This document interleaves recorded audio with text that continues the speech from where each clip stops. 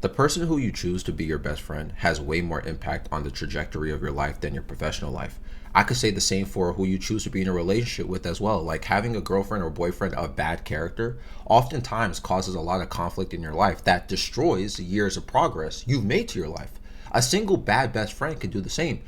You have to stop picking friends or people to romanticize for your own personal enjoyment, but pick people based on risk management and the decisions that this individual may influence you to make or get you involved in.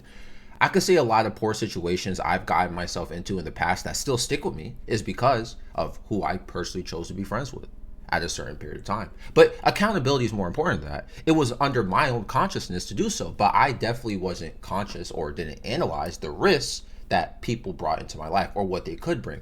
I could say the same for past relationships too, or past romantic situations. When you date somebody, they often have access to your social circle or your friend group, right? When these things don't work out, it's really difficult to repair the situation, especially if someone decides to crash out. There's always going to be collateral damage there. Let's say you start bringing your significant other around your friends, right? And they all like them or they become attached to them in a platonic or friendly way. Actually, this happens with friends too. Like you meet somebody, and then you bring that somebody to your friend group and they all like this person, right? And they grow attached to them again in a platonic or friendly way. But then there's conflict where you two can't be friends anymore or can't be together. There's going to be collateral damage from your friends or even your family.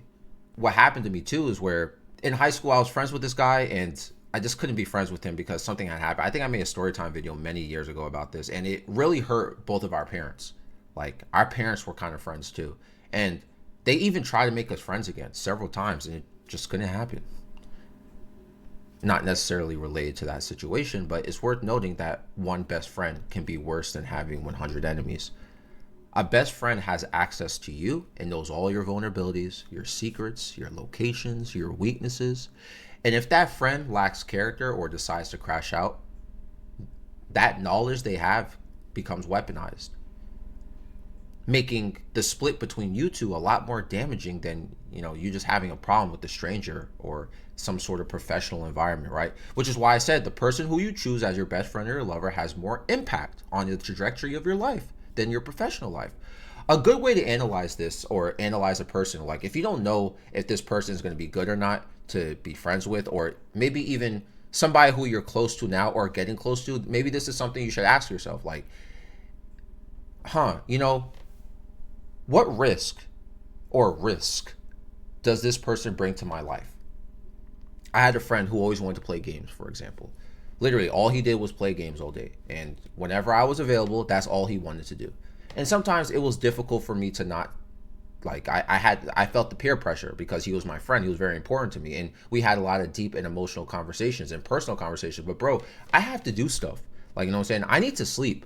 I had a long day, but I would compromise my own well-being and my productivity just to satisfy their needs or what they wanted to do. They wanted to play a game. All right. Oh man, I don't want to, I'm scared of losing the opportunity to play. Like all my friends are on right now. You know what I'm saying? He's playing with the rest of my friends. Like, dang, I gotta join the party right now. Otherwise, I'm gonna miss out. I'm the fear of missing out, they say, right? And at this point, you know, something I started to think about this friend and even the friends associated with him who just played games all day.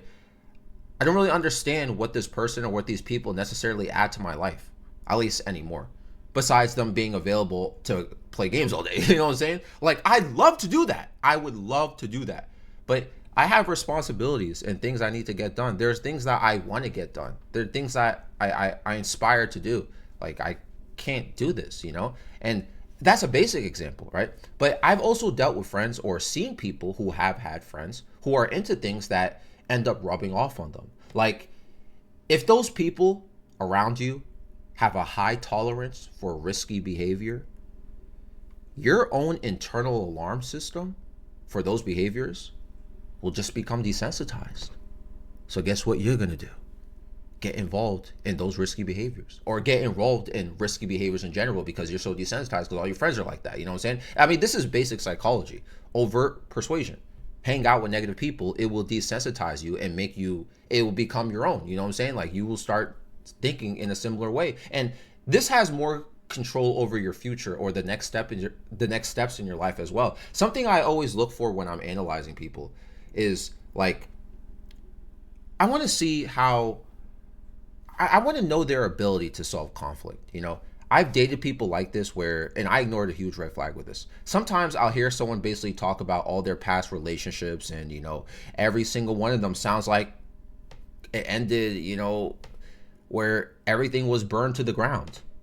No, it wasn't just a bad breakup or y'all fought and broke up, because that happens. No, it was like y'all burned the whole planet down alongside this fight or bad breakup. And that's usually a good sign or way to reliably predict someone's future behavior. If we have conflict that isn't resolved, or in a way that you want to be resolved, how do I know I'm not going to be part of all the you burned down every single house last time? You scorched the earth every single time last time. What? How do I know we have a conflict? You're not going to do that with me too. Like, you will crash out. Like, what? Sorry, I can't do that with you. And friendships and relationships fail all the time. That's completely normal and okay. Social media tends to exaggerate the success of things oftentimes. But when people experience failed relationships and friendships, something good to consider is if they take responsibility for their past failures, or did all their friends or exes do them wrong? Like, usually if I hear that, I don't engage with people further. Everyone did me wrong in my life. All my exes, they did this. Like, it's like, bro, well, guess what you're gonna say to me if we don't get along? You're gonna say I did you wrong. You're gonna say I stabbed you in the back, right? I probably did something. I was this and that, just like all your exes. Suddenly now I'm that too. Even if I didn't do anything wrong. These type of people, they're completely unsafe to be around. The narrative is completely unsafe, and they're never gonna get it. And actually, I don't want to say they never want to get it, because I actually used to say that in my old videos too, where like I would say like all my exes, they were liars. But again, this goes back to the accountability thing. Who keeps picking these people? All right, how come I didn't do a good vetting process? Did I just jump too early into it? And that was like a problem in my past too. Like, before, I would just like jump into relationships like immediately. Like, I didn't even get to really know the person like that. So there you go. It's like, I can't.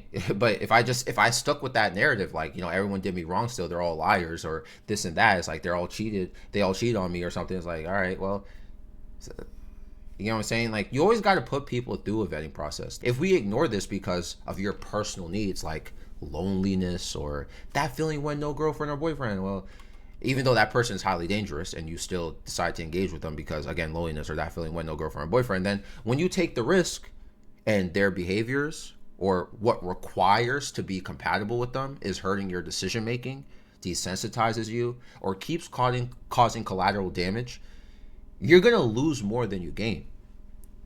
And this bad influence can ruin your professional progress you made simply by just like one choice of them. You know what I'm saying? They could have one crash out or have one bad choice or just decide to be resentful towards you. And again, this pattern of them, and it could affect your mood. It could affect your thought process while you're going through a professional situation.